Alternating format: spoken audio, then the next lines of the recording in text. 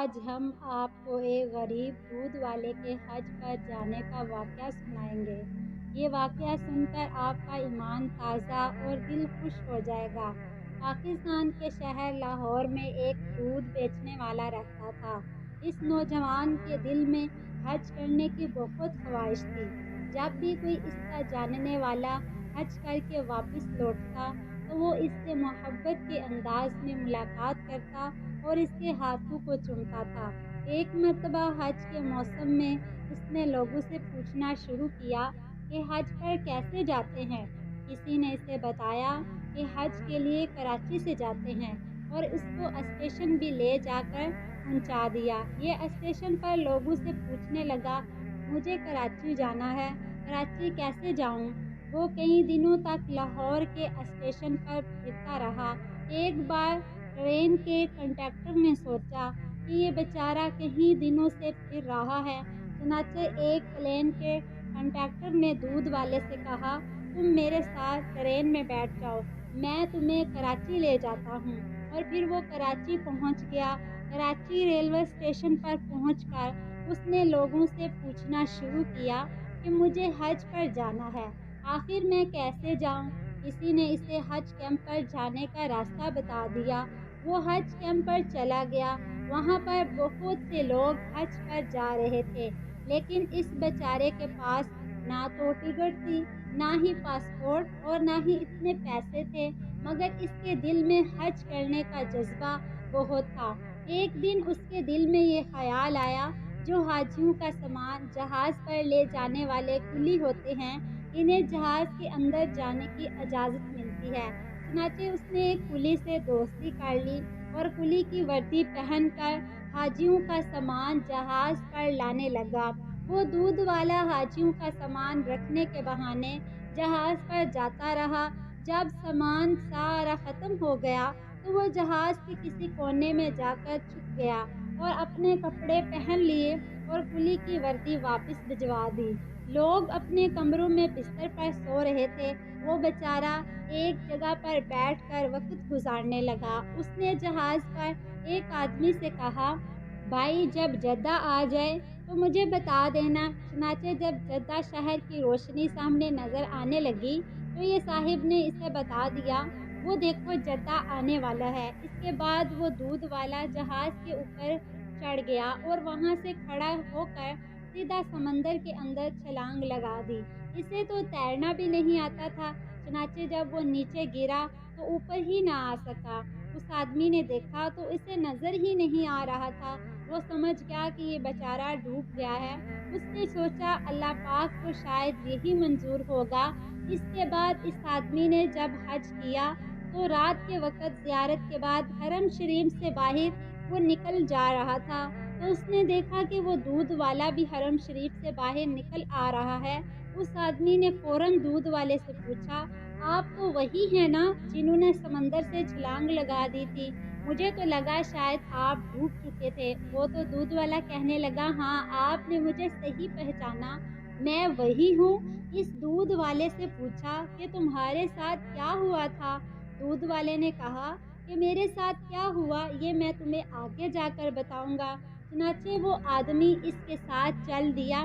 جب باہر نکلا تو دیکھا ایک بالکل نئی کار سامنے کھڑی تھی۔ ڈرائیور اس کا انتظار کر رہا تھا۔ دودھ والا گاڑی کے اندر بیٹھا اور ساتھ ہی اس آدمی کو بھی بٹھا لیا اور ایک مکان کی طرف لے گیا۔ مکان میں جا کر اسے ایک جگہ پر بٹھا دیا اور کہا، مہمان کے لیے کھانے پینے کی کوئی چیز لے کر آؤ۔ چنانچہ خادم کچھ پھل فروٹ لے کر آ گیا۔ اس آدمی نے حیران ہو کر پوچھا، بھائی مجھے بتاؤ قصہ کیا ہے؟ وہ دودھ والا کہنے لگا، میں تمہیں قصہ بعد میں بتاؤں گا، پہلے دیکھو یہ میری کار ہے، یہ میرا مکان ہے۔ اس نے پوچھا، یہ سب کچھ تمہیں کیسے ملا؟ دودھ والے نے کہا، یہی تو راز کی بات ہے، لیکن کیونکہ تم میرے بارے میں جانتے ہو اس لیے میں تمہیں بتانا چاہتا ہوں۔ پھر دودھ والا کہنے لگا، میرے دل میں اللہ پاک کا گھر دیکھنے کی بہت خواہش تھی، بہت شوق تھا، لیکن میرے پاس اتنے پیسے نہیں تھے اور اسی شوق کا مجھے یہ صلہ ملا کہ کہ جب میں جدہ پہنچا میں نے کہا اے اللہ میں اپنے آپ کو تیرے حوالے کرتا ہوں۔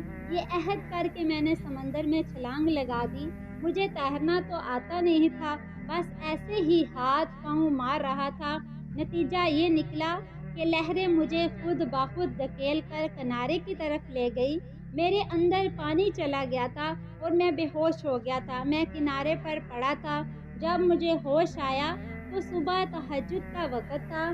میں ادھر ادھر دیکھنے لگا تو باہر جانے کا راستہ بند تھا۔ چاروں طرف لوہے کی گرل لگی ہوئی تھی، آگے کے دروازے بھی بند تھے۔ میں اس گرل کے پاس جا کر بیٹھ گیا۔ میں نے دیکھا کہ اس گرل کی دوسری طرف ایک گھر ہے اور اس گھر کا ایک کونا تھا۔ اس گھر کے صحن میں ایک گائے بھی بندھی ہوئی تھی اور 2 آدمی اس گائے کا دودھ نکالنے کی کوشش کر رہے تھے، مگر گائے ان سے مانوس نہیں تھی، جس وجہ سے وہ گائے اور ان لوگوں کے قابو میں نہیں آ رہی تھی۔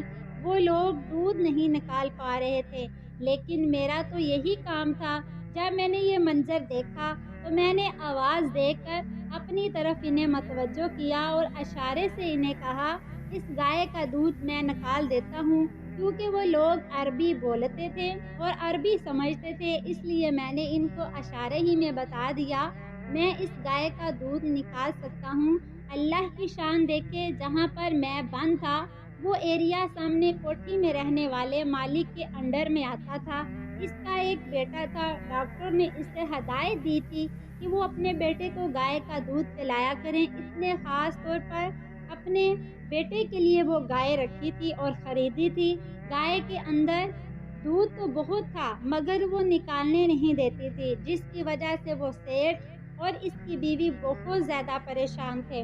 اب جب میں نے ان سے کہا کہ میں گائے کا دودھ نکال دیتا ہوں تو دونوں نے سیٹھ سے کہا کہ باہر مسافروں میں سے ایک آدمی کہتا ہے کہ میں تمہیں اس گائے کا دودھ نکال کر دے سکتا ہوں۔ تو سیٹھ نے کہا یہ چابی لے جاؤ اور جا کر اسے لے آؤ، مطلب کھول کر میرے پاس لے آؤ۔ اور مجھے وہ لوگ اپنے ساتھ لے کر ان کے پاس چلے گئے، اور جب میں نے گائے پر پیار کیا اور ہاتھ سے پیار پھیرا اور اس نے اپنے انداز میں بات کی تو گائے مان گئی، اور میں نے نیچے بیٹھ کر 10 لیٹر دودھ نکال کر دے دیا۔ سیٹھ کی بیوی یہ دیکھ کر بہت خوش ہوئی اور کہنے لگی آج تو میرا بیٹا سارا دن دودھ پیے گا۔ پھر کہنے لگی اس دودھ والے کو جانے نہیں دینا۔ جب شیر سے ملاقات ہوئی تو اس نے پوچھا آپ کون ہیں؟ جب اس کی سیٹھ سے ملاقات ہوئی تو اس نے پوچھا آپ کون ہیں؟ میں نے کہا میں پاکستان سے حج کرنے کے لیے آیا ہوں۔ ہم تمہیں واپس نہیں جانے دیں گے، تم اچھا دودھ نکال لیتے ہو۔ میں نے کہا میں دودھ تو نکال کر دے دوں گا لیکن مجھے حج کرنا ہے۔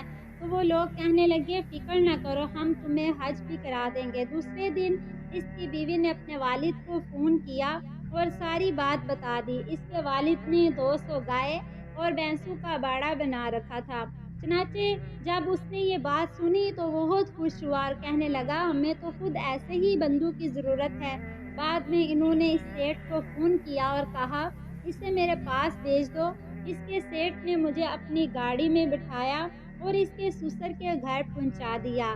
اس کے سسر نے مجھ سے کہا میں تمہیں یہاں رکھنا چاہتا ہوں، تمہارے ذمہ یہ کام کرتا ہوں کہ تم صبح شام میری گائے بھینسوں کا دودھ نکالا کرو۔ جب دودھ نکلنے کا وقت ہوتا تو میں 20 سے 25 گائے کا دودھ منٹوں میں نکال دیا۔ یہ دیکھ کر وہ بڑا حیران ہو گیا اور سوچنے لگا اتنا دودھ بھی نکل سکتا ہے، آج تک اس کی گائے بھینسوں نے اتنا دودھ نہیں دیا تھا۔ وہ مجھ سے کہنے لگا تم یہاں رہو، ہم تمہیں حج بھی کروا دیں گے۔ میں نے اس سے کہا مجھے اپنے گھر واپس بھی جانا ہے۔ اس نے کہا نہیں، تمہیں یہیں رہنا ہے۔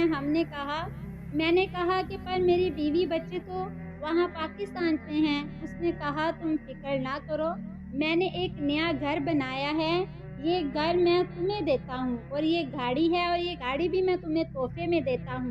اب تم اپنی بیوی بچوں کا نام اور پتہ بتا دو، میں پیغام جواب دیتا ہوں اور آنے والے جہاز میں تمہاری بیوی بچے بھی یہاں پہنچ جائیں گے، اور ان کے ساتھ ایک اور حج کر لینا، بلکہ ہر سال حج کرتے رہنا۔ 1 ہفتے کے بعد میرے بیوی بچے میرے پاس آ جائیں گے۔ میں نے حج بھی کر لیا ہے، یہ اللہ کے گھر کو دیکھنے کی برکت ہے۔ اللہ نے مجھے دنیا کی نعمتیں بھی عطا فرما دی ہیں، میں رہوں گا، ہر سال بیت اللہ شریف کا حج کروں گا۔ سبحان اللہ۔ پیارے دوستو، یہ ہے اللہ پاک کے گھر کی زیارت کرنے کا شوق اور اللہ کے گھر سے محبت کرنے کی برکت۔ بے شک جن کے دلوں میں اللہ کے گھر کو دیکھنے کی تمنا سچی ہوتی ہے، اللہ پاک ان کے لیے کوئی نہ کوئی اسباب ضرور بنا دیتا ہے۔ اللہ پاک سے دعا ہے کہ میرا کریم رب تمام مسلمانوں کو حج بیت اللہ کی سعادت نصیب فرمائے، آمین۔